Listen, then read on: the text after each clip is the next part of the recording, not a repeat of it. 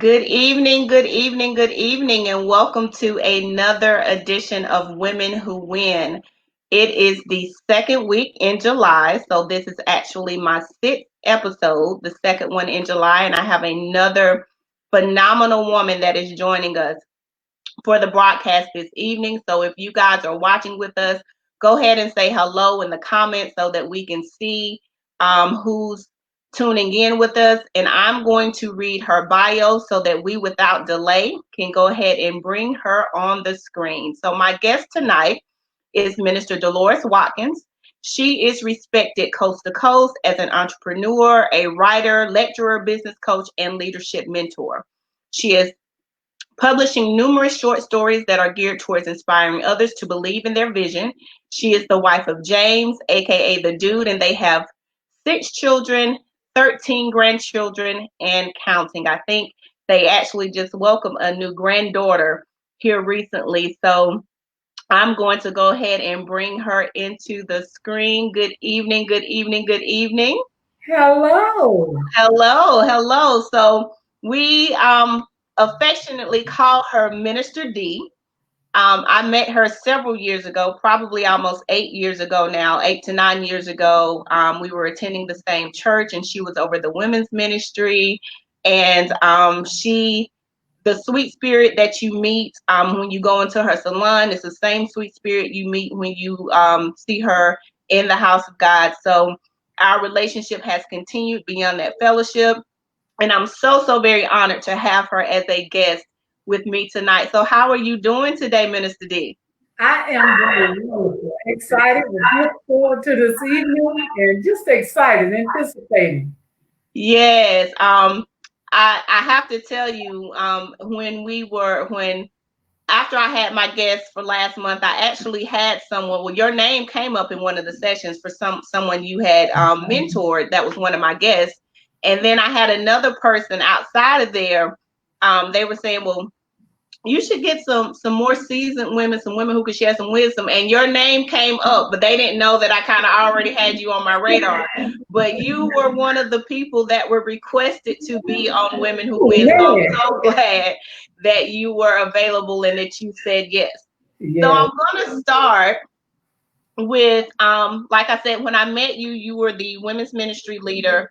So and I know that you also launched a community development corporation outside of that, known as Woman to Woman. So has working with women always been a passion or desire of yours? How did that start for you? Okay, I'm not going to say it was always a passion or a desire, but what happened was life. I had so many experiences that women have to by the time I understood who God was in my life, in my relationship spiritually, all of those experiences begin to make sense. So Mm, I relate to women in their experiences because there's only a couple experiences they can have I hadn't had. Other than that, I've had them. So when they say stuff to me, I'm like, okay, so what are we gonna do? right. And they're surprised because they're not looked down on or shunned. And I understand I don't have a reason to. Such Mm. as I. So yeah, that's where the passion comes from. So from your life experiences, so let's kind of backtrack. I know a little bit about your history just from hearing and testimonies, and I know that you are working on some more writings to release publicly. So if we had to go back 30, 40 years, is who you are now who you were aspiring to be? What did that look like for you um, as a teenager growing into a young woman? Okay, I can say I always had a drive about myself, but I was in a different kingdom. So Let's talk about it. doing what I did in that kingdom just came natural. I was a leader. I sold drugs. I did things. I made sure I tried to rise to the height of Mm, whatever I was doing and didn't understand the destruction, the path that I was leading in my life and those connected to me. So it took 35 years old when I went to federal prison. And it Mm. wasn't because I was scared of prison. I met someone there that took a liking and started a relationship with me that ministered the gospel Wow. to me, that helped me start the transitioning of understanding my life experiences and the situations I've been in and how it all began to make sense and come full circle. So that looking back then, no, it wasn't building toward nothing but destruction. So I thought, Mm. but God had another plan. So that's how it got turned around. And He Okay. used those experiences. Every experience I've had in my life, I use it now. Mm.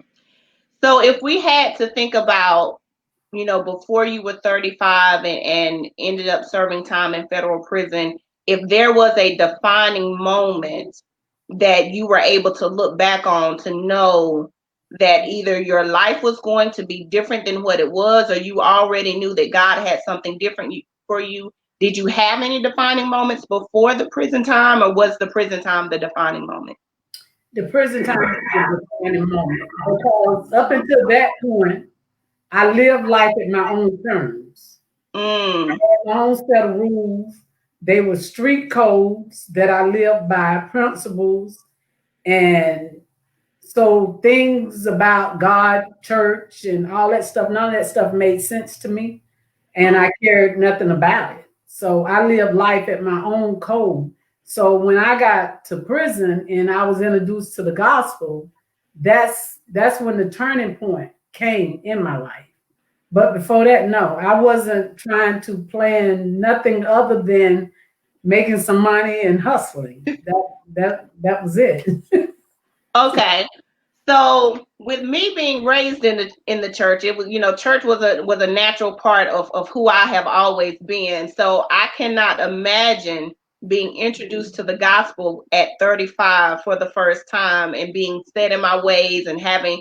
So what was your mindset when you were first introduced to the gospel? Like, what was it, your circumstances that made you receive it, or talk to me about that? Because I grew up in it. So if had I had a different lifestyle up to 35, I don't know if it would have been that easy. And now go to it, looking back to the 35, I respect people that grew up in it, but I'm glad I didn't. Mm. And the reason why I can say that is when I was introduced to the gospel, I became like a sponge. Wow. So I received the kingdom of God at face value. Wow. I That's took good. it what it was. I didn't have anything to tear down that was bad doctrine, taught wrong, done wrong. I didn't have any of that. I didn't have no church hurts, none of it. I didn't have those experiences. So when I got to church, I had an ankle braces on, and start Okay. and I was literally everything I had learned and was reading and was taught about the Bible, I was taking it at face value. That's good. Because you are right. Those of us that have grown up in it, there are often times because of experiences, encounters, doctrine, we have to begin to unlearn what we were taught to receive the truth as it should be. So that's an amazing comparison to say, I'm glad I wasn't, Yeah. because you were a clean slate. Yeah, I totally respect it and I appreciate it. But I'm thankful. God knew my personality, my experiences, and the season and time I needed to come in. And Mm. that time, Dr. Miles Monroe was popular teaching the kingdom of God. And so I was learning and I was so excited because my past didn't hinder me. Mm. Matter of fact, it was used. God needed it. He just needed to tweak my mind Right. and my perspective of how I looked at everything. So yeah, it was a blessing. But and what made me understand the comparison of not growing up in church and those that did was once I got to church and some of the stuff I seen, I was like, wow, it was shocking. At first, I just wanted to walk away and leave. I was like, I can't do this. Everybody had arrived somewhere that I couldn't get to. And Talk so about it, Minister D. when I figured it out, I was like, no, they just as crazy as I am. They just got, they just sang on the choir, or they open up services, or they preach, they do the, but they got struggles too. But I didn't know that. I thought when I Mhm. got to church, I thought everybody was, and I was the only one that just had the world crashed on me all around me. But that wasn't. Wow. But it took a moment for me to see that, and I can honestly say that it was a group in the church that just loved on me. They Mm. took time and was patient, and they understood. So when I did some crazy stuff, said crazy stuff, dressed crazy ways, they were patient with me and just walking me along the way. And so it was a good experience. That is amazing. That loving you into your becoming is so intricate in the growth process for all of us. So it is wonderful that you had a group of people that cared enough about your soul and your Yeah. spirit to love you um, to your next. So Yep. that is amazing. Yes. So you received salvation at 35 while you were still incarcerated.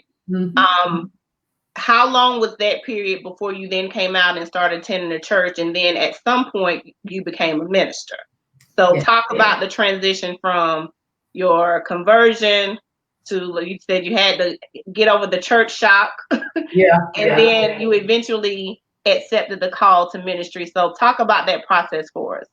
Okay. I served. I was in federal prison 2.5 years. So I came home. I was in prison at home on house arrest for another 11 months. Mm, And but I was allowed to go to church and Bible study and stuff like that. So I would go.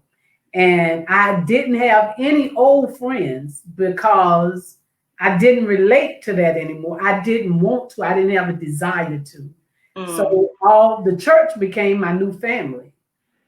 And so I continued to go. And like I say, they loved on me. That mm-hmm. process before going into ministers training, I had been in church like 6 years, Okay.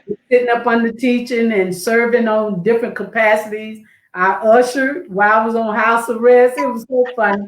I had a little white dress on with my ankle bracelet. Now wait a minute, Minister D. Was you one of the nice ushers, or was you one of them ushers that like give me that gun? What kind of- I didn't know what I was doing. So no, I didn't go get no gum. I didn't go get no gum. I remember one time I got in trouble though because the kids were ushering with me in the back and I couldn't get nobody to mind. I said, you know what, y'all do this. And I left and went home. And the head usher was like, no, no, you don't do that. You stay on post. I said, okay, I won't do that no more. you was done for today. I'm done. But yeah, but it was 6 or 7 years, and I was invited to minister at a women's conference in Charleston. Had never done anything like that. Was not a licensed, was not trained, anything. Mm, I was doing a lady's hair, and she said, "I want you to speak it out." I get down there, and I'm the uh, headliner.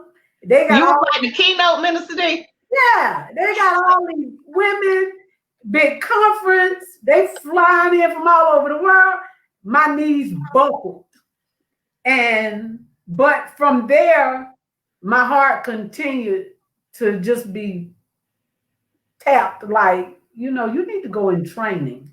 So I went Mm, and met with my pastor, and he was like, yeah, yeah, let's put you in training.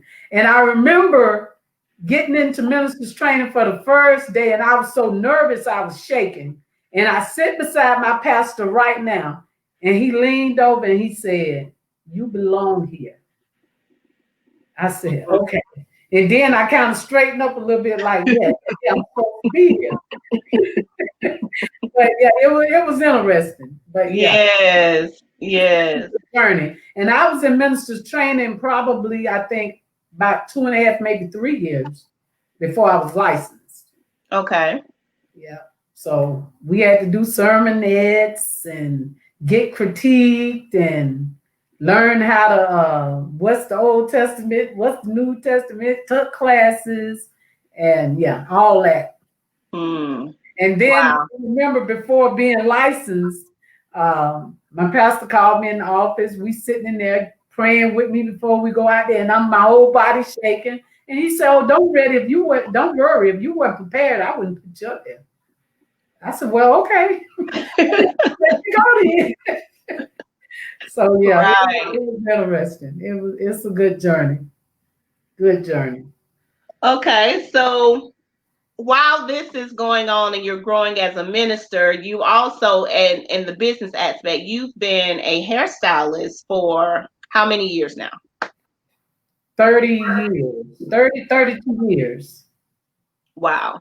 I've owned 5 salons. Mm. Cornerstone is 20 years old. 4 different locations we've been in. And so now we're in Simpsonville. Okay. So did that tenacity come from your background in the streets? Because a lot of women have trepidations about starting business, and um, you know, you a boss with yours. Like I remember when I met you, you had a location in Malden, but then you did a whole groundbreaking and built a building from the ground up. Like so you you're doing things, you're a trailblazer in the business and the hair industry. So talk about where that drive comes from, or really I would say the lack of fear to move, because you don't seem to have any trepidation when you have a vision. Yeah. Well, that, like I said, I'm coming into the kingdom of God. So I took God at face value. Mm. He said, Y'all hear that? She took God at face value. Go ahead and talk about it now. yeah, if he said, this is what I've given you to do, and if I believe it, then that's what I'm supposed to move toward and see what Mm. happens. I remember I started having dreams about Cornerstone, and I gotta tell the story. I tell it anytime I'm asked. I Please started do. having dreams about Cornerstone. I didn't even know Cornerstone was in the Bible. Mm. And I would go to church. I was on house arrest. I would go to church. I would usher. I would lead the altar at church every single Sunday and cry and come back. And one day, Pastor Wendell Jones knocked on my door. He lived down the street from me. He knocked on my door and he said, God told me to come talk to you. And he said, why are you crying every Sunday? What are the dreams that you're having? And I cried some more. We sit in my living room floor, and I told him that I keep being waking up through the night with these dreams about Mm. a hair salon, and it's not being your average hair salon. You can pray with people in here. You can encourage people in here. You can see healing take place and deliverance take place inside the hair salon. But Mm. I had a hair salon before I went to prison, so I knew I wasn't going to do that anymore. But it wouldn't go away. And then my children grew up with me. I had them at such a young age. So those were the 2 things I would go to the altar and cry about. So I Mm. told him, he said, okay, now as far as your children, because they grew up with you, you're gonna have to live what it is you believe in front of them. Be the example of what you want them to be. I said, Mhm. okay, I can do that. But I'm not doing the cornerstone. He said, okay, now what you need to do is take everything that you think could happen. Take that part to where you could sell drugs in Cornerstone. Take that part to where if you get low on money, you could go sell drugs and end back up in federal prison and you won't be a Christian anymore. Just take all that stuff swimming around in your head, all the fear, everything associated, and pull it close to your chest, just like this, and hold it. This is what he demonstrated. He said, I want you to hold it and walk toward what it is you hear God telling you to do. Now, this was a Sunday evening after church. He prayed with me and he left. I said to myself, I ain't doing that. He left. I went to church next Sunday. Before I could get on the altar and cry, he walked up to me and gave me $100 check. I said, what is this for? He said, Cornerstone gonna make it happen. And I was like, okay. I took the $100. But I knew when I got in my car, I couldn't just go to the mall with the $100. So I started to look, and I learned something about how God operates. You move toward what it is God has given us to do. Okay. Take the fear, take what people say, take the doubt, take the self-negative talk, take all that with you. Just take it with you, but move toward what God is telling you to do.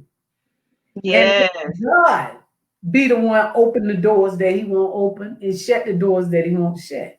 And he will, if that's what he told you to do. If you don't think he told you to do it, move toward it. And one of the things that I was being challenged with it was, okay, people opening up salons left and right. What's gonna make yours so different? They're not me. They're not you. Say that. They're not me. It doesn't matter. You can put a salon right next to me. It doesn't matter. They're not me. And whatever it is God has called you to do, they're not you. You can do something, she can have the same call. It doesn't. She has her own audience. You have your own audience. And I have my own audience. So when I walk in obedience and doing what it is God has called me to do, to the best of my ability, I'm not perfect. My disclaimer, I jack stuff up. But when I walk and I believe this is what God told me to do, and God is going to either open that door or he's going to shut it. But if I don't move, I don't even give him the opportunity. I take away my opportunity to even develop or do anything in life that he's told me to do if I don't move. Now that hit me right there. You said if you don't even try, you take away your opportunity. Yeah. Oh Lord. Remember, I come in the kingdom as a sponge. So when he said, greater is he that is in me than he that is in this world, I believe him. When he said, I can do all things through Christ as Christ strengthens me, I believe him. I'm the head, not the tail. I believe him. So guess what? I'm supposed to be doing something. I may not own 1,000,000 salons, or I just may. However, if I stay in my lane, my blueprint is mine. Yes. It's what I'm walking out. I'm not trying to intimidate, follow something someone else is doing. I believe a will does not have to be remade. I believe that. If you're doing something that I can tweak it and make it work for me. But at the same time, I'm in my own path. I'm running my own race. I want to get to the end and hear, well done. You did that. You did exactly what I told you to do. And you just to think, the biggest blessing for me is just to think what you said a while ago. Someone on your show that I did not even see said I mentored them and impacted their life. That's key. Yeah. That's key. And how you know you're walking in God's plan and purpose for your life is when it's impacting someone else's life. It's not all about you. Yes. Yes. When it's all about you, then you might want to check it. But when God give you something to do, it's gonna bless you and everyone connected to you, your audience, your sons and daughters. Mm.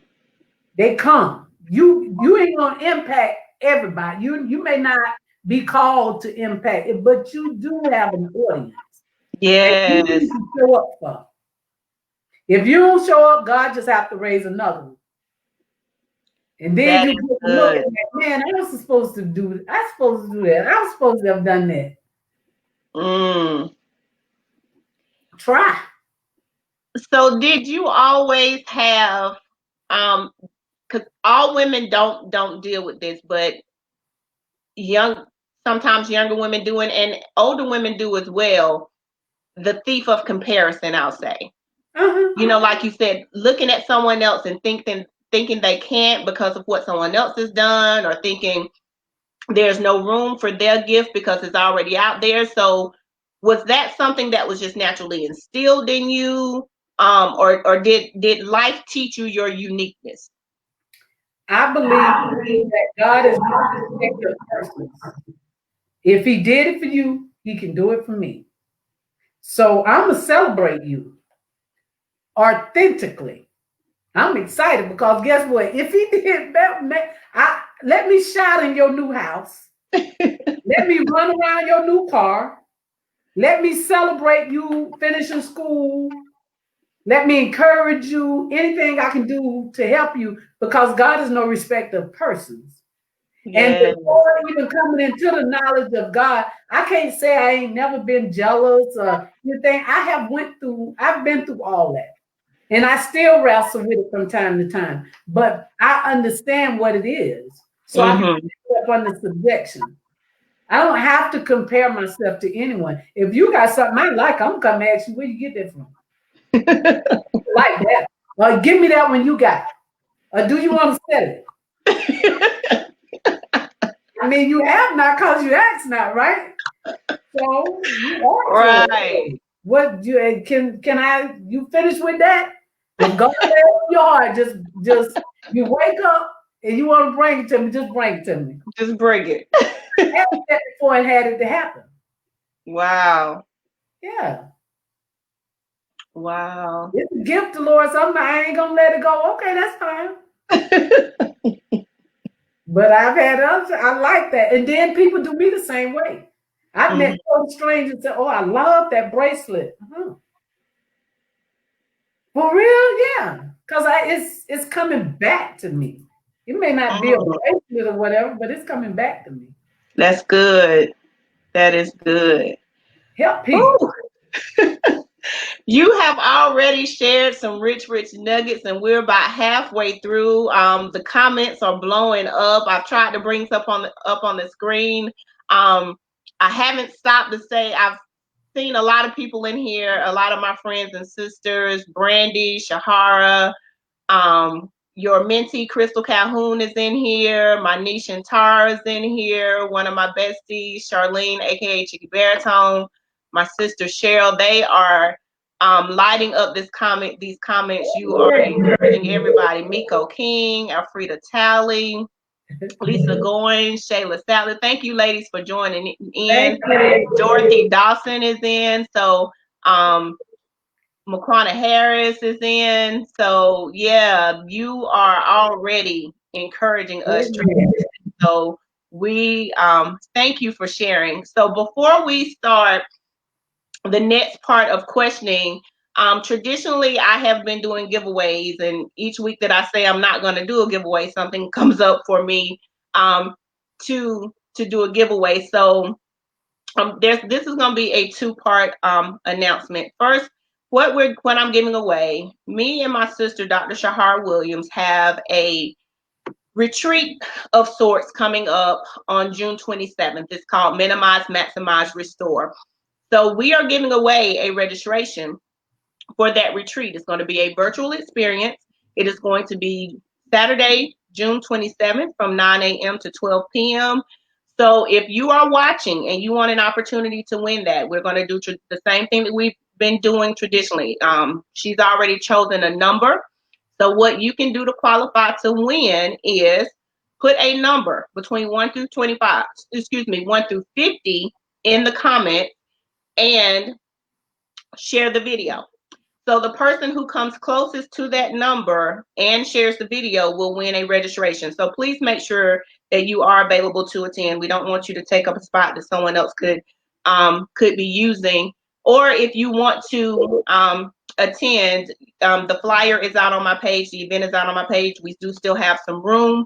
So that's just that announcement. The second announcement is for those of you that have been enjoying this time with Minister D, she and I are working on a virtual experience where you can come into a room and do a Q&A with Minister D. So if you are interested in that type of experience, once we get all the details out, what I want you to do is send me a message. So from this Simply Tammy page, or if you are friends with me, just simply sending me your email address.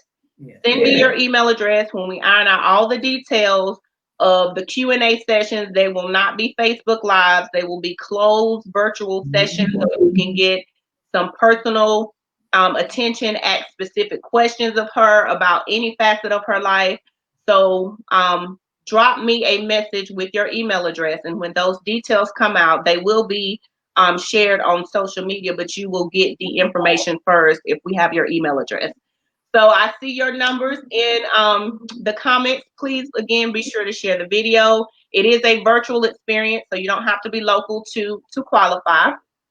And you'll be contacted of who the winner is. So, Minister D, yes, back to you.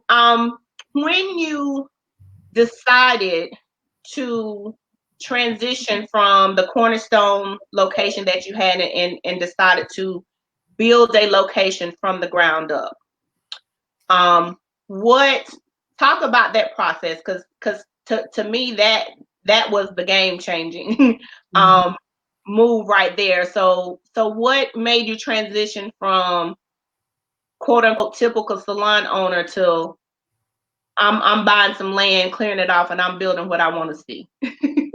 Okay, after spending time talking to my husband, he asked me a question. He said, "What are you bringing to the table when you retire?" And I was like, "What you mean?" He said, "Yeah, what are you bringing to the table when you retire?" And I got offended at first. Wow. You know what? I'm bringing something to the table. And I got to thinking, how can I build Cornerstone in a way? I had the vision, but I didn't have it as a property owner.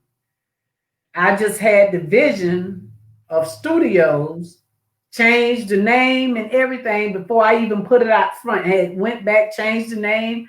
It's Studios, Cornerstone Studios, but I didn't see it as a building. So I first of all, let me start with this. Your name is important. Integrity is important. You have to build relationships and integrity. I'm not saying God can't do something miraculous and voila, you just do something. But if you're renting from someone, that's important. That's integrity. Yes. I mean, if you can't pay it, communicate, but that's integrity. So the guy I was renting from in Greenville, the very first Cornerstone, I rented from him for 9 years. Was only late once out of the 9 years. And he wouldn't even take my late fee. And when I closed the Greenville location and moved to Malden, I contacted him. I gave him a 30-day notice that I was leaving the location, cleaned it out. Only thing he had to do was I even bought him a renter. So he never missed a dime. So when I moved to Malden, I told him I needed a bigger location. I wanted to grow my business. I had the vision for studios. And he took me around, showed me places. The building he thought would be suitable, the man wouldn't allow me to pull up the carpet. And so what he said to me, he said, "Dolores," he said, "you need to build your own." And I heard, "Everywhere your feet tread, I've given it to you, Dolores." And I said, okay. And so I said, I've never done anything like that. So I don't Ooh. know what to do.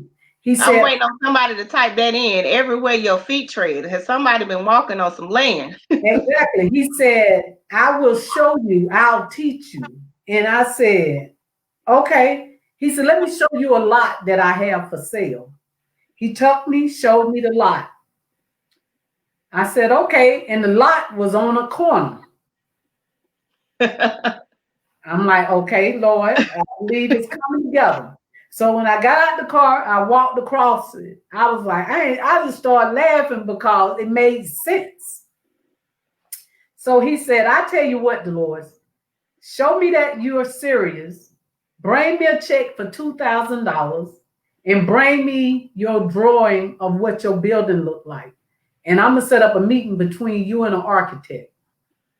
I said, oh, that's easy. We can do that tomorrow. So he set it up. I went and I gave the man the drawing on a napkin. Oh, thank you. That's good. And the man, 2 weeks later, he come back with the drawing of the building. Yes. The guy gave me the whole cost, what it would cost to build the building and everything.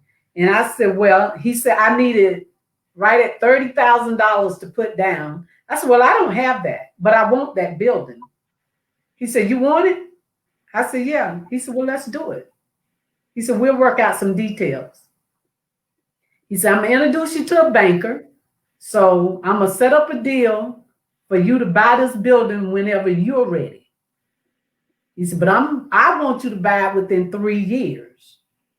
Father, Son, Holy Ghost.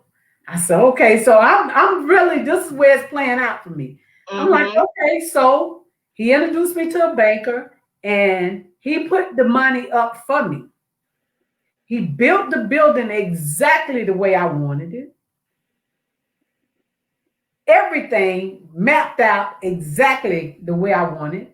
And the banker even said, when I wanted to buy the building, they couldn't mortgage the building cheaper than what he was giving it to me for. So the banker said, let your contract run out with him because we're going to be higher than he is. I said, okay, no problem. So then that contract ran out, then went to the bank and just signed the papers. It was there. So God, that's why I said you move toward So wait a minute. Wait a minute. Wait a minute. Wait a minute. Wait a minute. All you had in the beginning was $2,000. $2,000.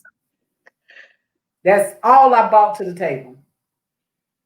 The building when I built it was 245,000, I think. And it's probably worth 300 and something thousand now. Yeah. Yeah. And so I paid everything. That's why I say your name is important. So that building outgrown. I had no more parking, no more space, no room to grow, but I still had vision. So I knew there's another location. So I'm looking. Every time I turn, my husband gets so mad, we'll whip. I'm driving, I whip in a parking lot. He said, won't you stop doing that? I Wait said, a minute. Wait a minute. Wait a minute. You dropping these bombs, and I'm trying to maintain it. You said you had no more space, but you still had vision. had That's a vision. word for somebody. Yeah, I had no more space, but I still had vision. So I knew that was not the end all. Okay, that was a blessing and it still is. But that wasn't it. That wasn't, it was more to come. So I continued to look. And I'm going to the dentist's office. I leave the dentist's office and see a little red and white sign say for sale by owner. I whip in there and I go in the building and the lady like, well, the man that owned the building is not here and we're leasing it. So you can contact him. So I called him and I said, sir, I need to see that building. He said, I can't show it to you until they move out. I said, when are they moving? He said, here's a link. You can look in this link. I said, I see it online, but I need to see it. I need to walk in it. They moved out probably like 8 a.m. I was in there at 9. Standing up in the building, looking at it. And I knew when I hit the door, this is it. This is it. And I started laughing again. And I asked the man, I said, can you meet me tomorrow? He met me. I gave him a $2,000 check and a letter that said, I'm going to buy this building when my bank finance me. Give me the key and you keep the check. He did it. You have not because you asked not. And he didn't know you. No. We went to the UPS store in Malden. He showed his ID. I showed mine and had the letter notarized. I had the keys to that building, was trying to rent out rooms. I hadn't talked to I had the keys about 2.5 months, and the man said, hey, are you going to buy it? He took the sign out of the yard and everything. I said, yeah, I'm about it. I just hadn't talked to my bank yet. I was trying to rent out rooms. I hadn't remodeled it. I hadn't did nothing. It was 40 years old. It looked 40 years old. The carpet was 40 years old. Everything in it was 40 years old. So, I mean, and then I finally got in touch with the bank. The bank apologized to him, me, and the guy leased the building in Malden for taking so long. And the bank was like, well, Dolores, you need $45,000. I said, I don't have it. And so I looked at the man selling. I said, so what you gonna do? You have not because you asked. I don't mind. Sometimes people get offended by that, but I'm gonna ask you. If it's something I want you to do, I'm gonna ask you. I'm not gonna ask you to do anything illegal, but I'm gonna ask you. You can tell me no, or you can tell me what your price is, and I can tell you what I'm willing to pay or what is not, or whatever. But we're gonna have that conversation if you're gonna deal with me. And because I do that, I expect if I'm doing that to you, do it with me.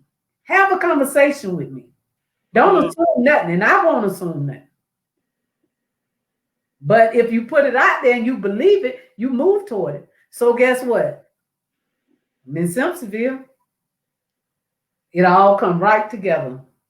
Come right together. You just have to move by faith. And a lot of times we get scared because we don't understand the big picture. I need to know A to Z. I need to understand what's happening in the middle. I don't know. I don't try to figure it all out. I put down what I can. I try my best to map out everything to the best of my ability. And from there, I'm moving. And I promise you, I never have all the information. Never have it all. But I get it as I'm going. I get it as I'm going. I was sharing with a young lady this morning when Cornerstone had been open 6 months, I believe. I ain't had no vision or mission. And when I realized it, I started crying, sitting in my car in the front door at the first location. I sit there and I was crying like, God, I done learned about vision and mission. I feel like I'm so out of order. And I heard like God was sitting right next to me. Dolores, shut up. Just shut up. You act like I don't know you. You act like I didn't know you were going to be here today without the vision and mission.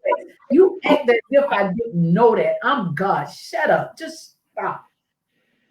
And I was like, oh, well, okay then. So then I wrote it and I put it up. I mean, I think one of the challenges I've seen with walking by faith is overthinking it. You overthink, you over plan over this and over that, and you wake up and you done missed 20 or 30 years of what you're supposed to be doing because you needed this in place. And God's saying, all I need you to do is step out the boat. Will you at least try me? Will you at least, if you say you trust me, will you at least try? Just try. And, you know, I'm one of these people that can frustrate a person that don't want to be pushed. I will push you. If you tell me you're supposed to bake bread, biscuits, and I'm going to see why not, especially if you stand next to me. Why are you not doing that? You said you could do it. Maybe they need some more sugar or something. What's the problem? If you're supposed to be doing it, you're supposed to be doing it. And you're supposed to be a blessing to someone else, to yourself, to your family, and to someone else. It's not just about me. Cornerstone has blessed every person that has run their business there, every client that has come through that door. Did we Yes. always agree? No. We're human. No. But I can honestly, I don't know of one person that their business were not blessed. They're Mm, not, they learned something. I learned something. Customers were blessed. That's the way it's mm. supposed to be. That's the way it's supposed to be. It's supposed to be win-win for everybody. Yes, For yes. everybody. And that's how, and success, growing your business, it's about what you can provide for someone else and what you're doing in integrity. Because all of that, people, how did you do that? How did you do that? I trust God and just walked by faith, trusted Him, and I paid my bills. Mm. That man, the same man I rented from for 9 years is the one sold me the lot in Malden. And he let me know the only reason why I was able to give him a $2,000 check is because of integrity. Yes. He said integrity. He said, Dolores, I watched you. He knew I had got out of federal prison. When I rented the building, I told him. I told him what I was in there for. I told him I was saved now. My life was changed. Mm. And what I wanted to do with my salon. I was in that building working 6 weeks before I ever gave him a dime. And I designed it, the first building. It was a shell of a condemned building. And I was able to tell him how to build it the way I wanted it. And I was in there working about 6 weeks, I think, before I gave him a dime. Wow. He had put the color the way I wanted it and everything. And he said, Dolores, I realized I hadn't gotten any money from you. I said, I get it.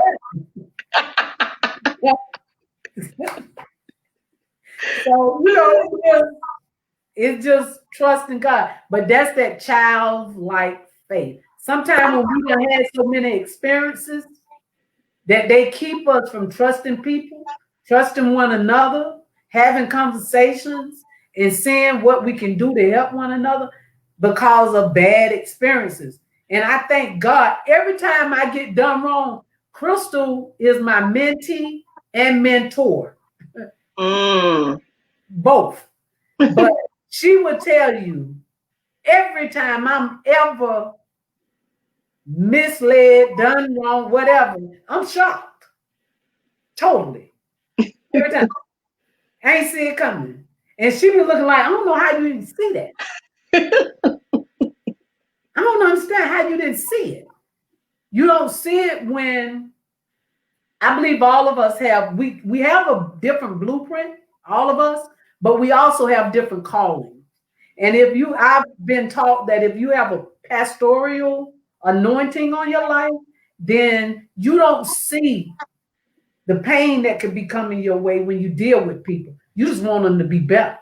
Mm. You believe that they can be better. They can be great. They can do it. They can, and you just believe that so much to where if they turn around and bite you, you shocked.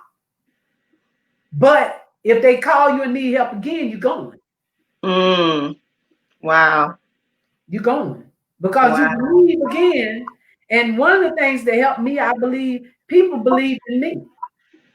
Right. I was a mess and still got some messy areas, but I was definitely a mess and people believed in me. That is amazing. So we are close to closing up. So you recently published your first book.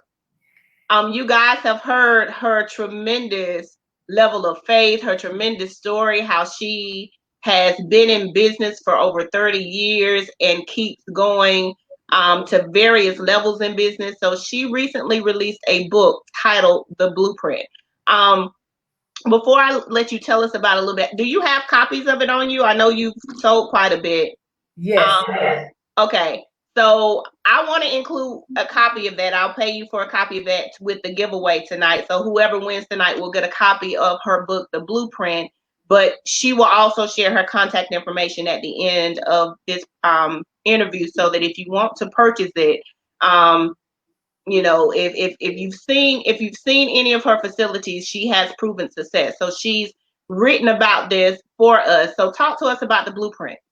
Okay, the blueprint is so simple. When I started ministers training, my pastor told me that, Dolores, anything you do, if you can't make it simple enough for a seventh grader to get it, you could be too deep.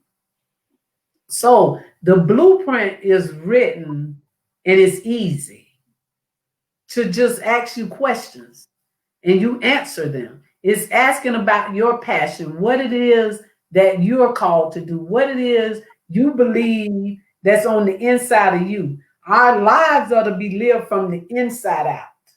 So Mm, living from the inside out, you got something unique about you. And it's dealing with some areas I had to deal with, self-talk, things other people might say, teaching you how to combat that. What to put, take the lie and replace it with the truth. The truth mm, is, I have a blueprint for my life, and that's what I'm walking out. If God doesn't want me to go that direction, guess what? He can cut off the highway or close the door. But other than that, I'm going.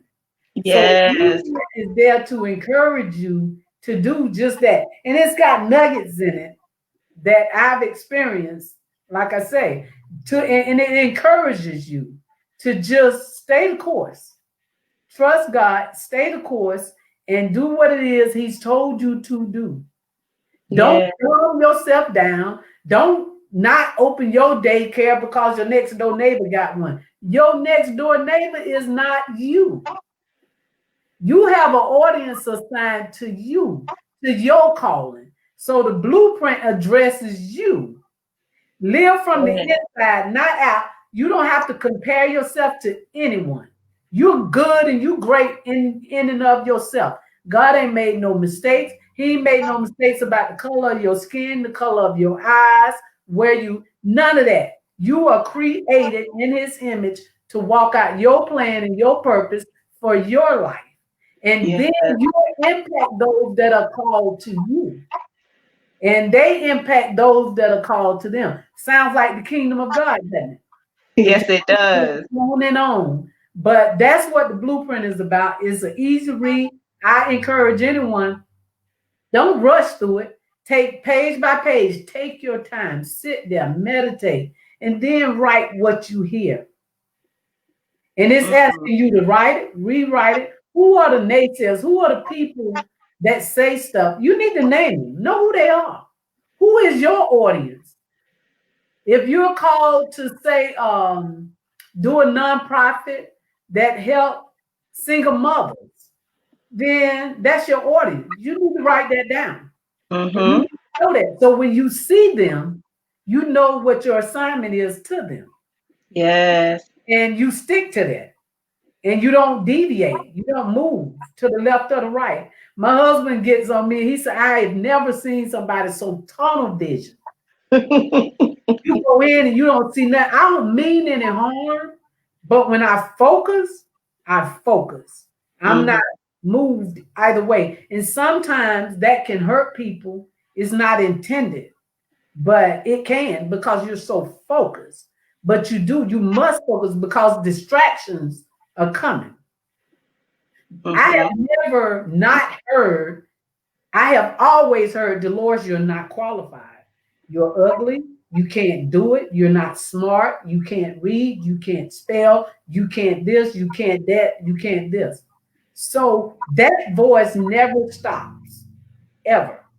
Wow. But what I choose to obey is, you're smart, you're called, your purpose, you got an assignment for your life. People are depending on you. God is dependent on you. He needs your legs, He needs your mouth, He needs your ears, He needs your eyes, He needs your hands. You need to go and do what it is God has called you to do. You're going to either listen to this voice or you're going to listen to this voice. Choose you today who you're going to serve, Dolores. You get to choose. Nothing external gets to decide what you do. Anytime anything external gets to control my actions, I have released my power. Please say that again. Please say that again. External gets to control any move, anything I do. When it does, I release my power. That's me yielding to it. Other than that, I can walk in obedience to what God has called me to do. Am I perfect? Mm, No. Do I get it wrong? Yes. But when I get it wrong, I repent and I'm going to keep it moving. I'm a businesswoman for real. I'm a minister for real. I'm married for real. I'm a mother. I'm a grandmother. I'm all of those things. And I mess up in every last one of those offices. But God has not changed his mind about me. He's mm. not going to change his mind about me. And I understand that and I believe it. I'm a sponge.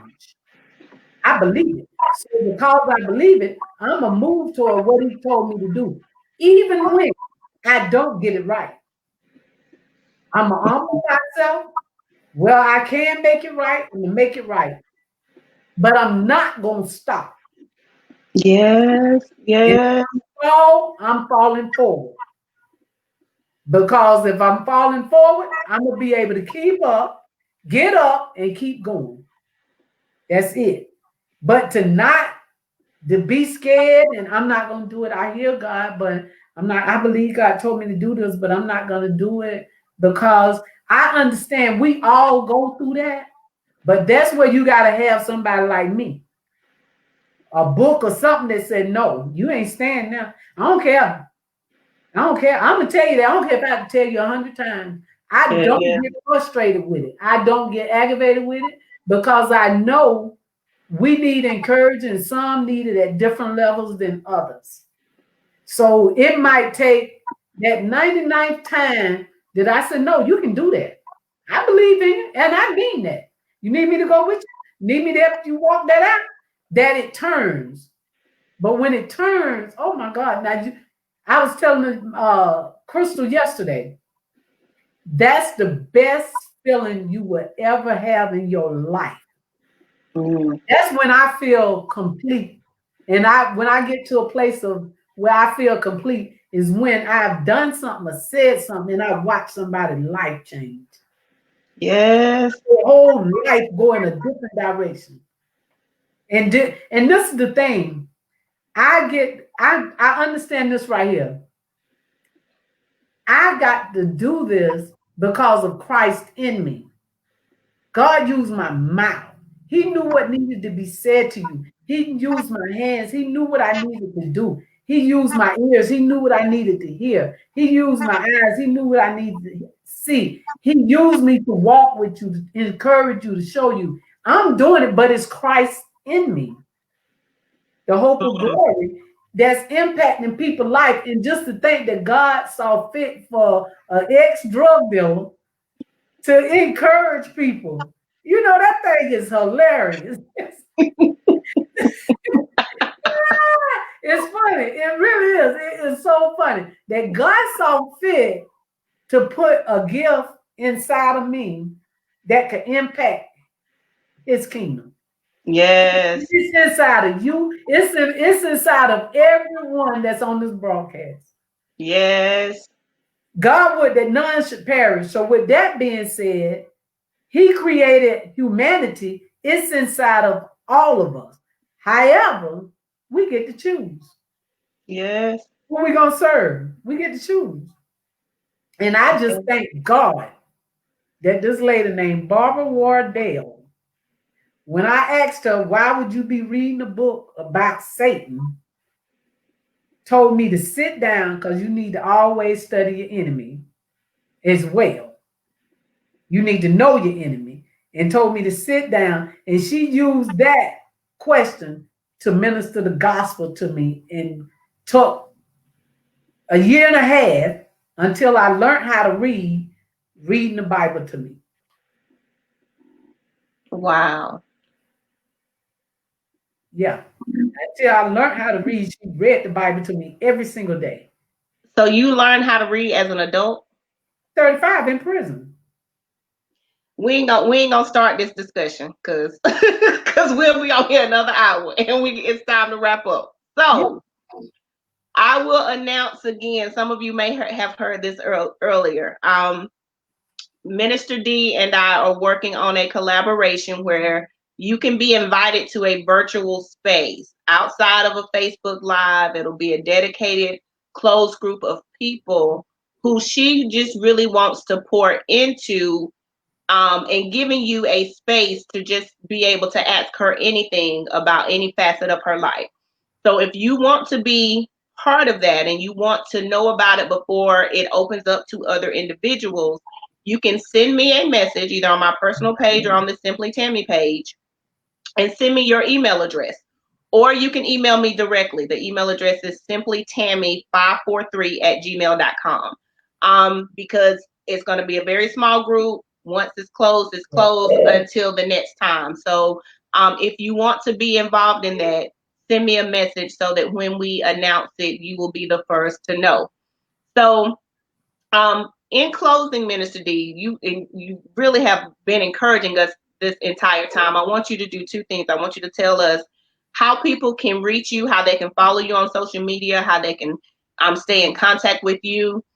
And then also, if you have any final words of inspiration or encouragement that you want to share, people have saying they've been wanting to throw their shoe at the phone. They need to go back and listen to it again, the right nuggets. I mean, you have blessed us, and I'm gonna say this also. A lot of what she said was confirmation for those of you that watched last week with Pastor Wendy Henderson Wyatt. If you didn't, I encourage you to go back. So it's amazing to me because you guys who watched last week know that I had issues with my internet connectivity, and about 9 o'clock this morning, my internet went out again.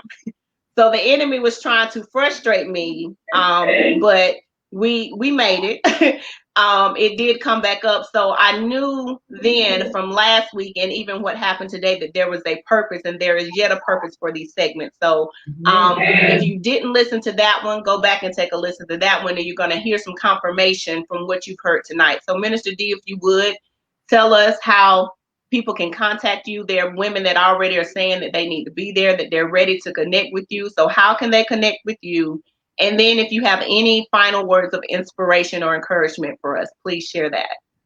Amen. I am on Facebook and I am on Instagram. You can message me either location, and my cell phone number is 864-382-0247. It's best to text me. And if you don't hear from me, call me. I try not to get on the phone too much while I'm working. So, but if you don't hear from me, I don't have a problem. Reach back, please. 864-382-0247, or message me through Facebook or Instagram, Dolores Watkins. My email address is DoloresWatkinsSpeaks@gmail.com. And I do have books. The books are seeded at $11.99. You can seed off, or if you don't have it, it doesn't matter. Let me know. I will mail you a copy. If you want to sow a seed, you can. If you don't have to. It doesn't matter. But I will mail you a copy. I think I have probably about 15 on hand that I can mail out. So the first 15, and I got to order some more after that. And the mail is kind of running a little slow. So, but Okay. I get them to you.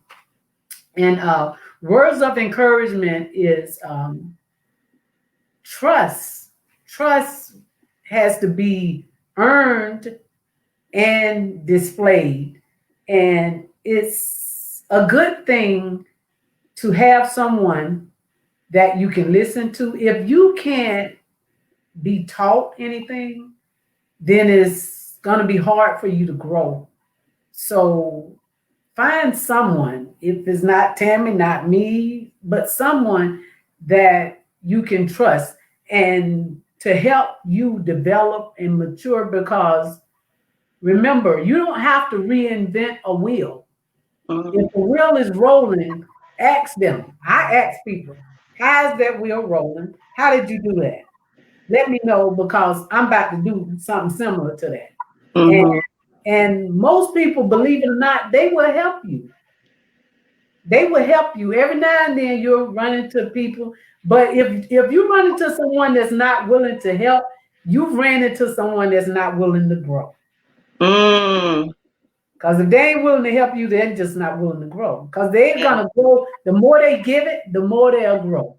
That's Yeah. what I believe. So I want to read this, and I messed around. His name is Robert, because Rich Dad Kiyosaki. Poor Dad. Rich Okay. Dad Poor Yeah. Dad.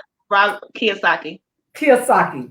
He wrote this and it blessed me. I said I wanted to read it tonight. It said, if you get educated by someone with no experience, then you've been a victim of fake teacher. Real teachers have actually done and continue to do the real thing. They educate from a place of experience. So trust people, but look for the fruit. Look for the fruit. It ain't enough that you can sound good, you can articulate it, you educated. All that's all good and well. Where is the fruit? And I'm not talking about the car or the house. I'm Mm. talking about lives. What life? Where is the fruit? The lives that are impacted. That's what I want to see. So Yes. look for something like that while you are looking to be encouraged. Look. Yes. Yes. So thank you so much. This has been so refreshing on so many levels. It has been encouraging for me. I want to thank you guys who have been hanging out with me for all 6 episodes of this, even with us shifting to Thursdays for these first 3 weeks of June. You guys have shifted and supported, so I definitely appreciate you. Um, so I'm gonna close the segment out, Minister D. I'm gonna ask you to stay in the studio. Thank you again. You guys continue to show her some love in the comments. Did she not tremendously bless us tonight? So Crystal said she's so proud of you. Yeah, you've done a tremendous job. And I'm gonna ask you guys, even though I'm closing out, today is the 14th anniversary of my mom transitioning.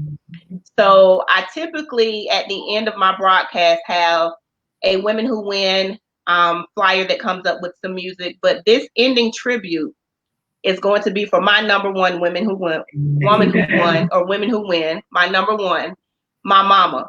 So if you guys would just hang out with us for 2 more minutes before the broadcast ends and enjoy this brief tribute to my mama. Thank you, Minister D. Tell everyone good night.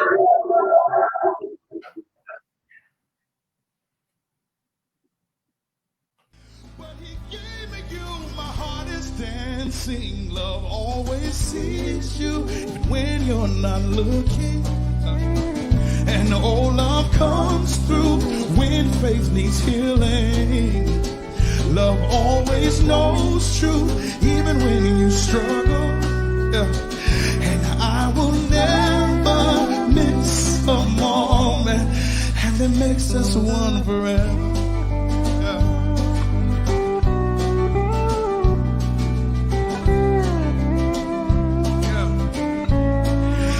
Makes us one forever.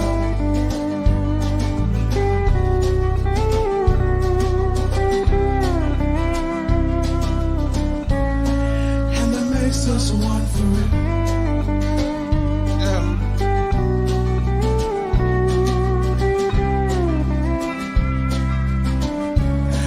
And that makes us one forever. Yeah, yeah, yeah. I ain't going nowhere.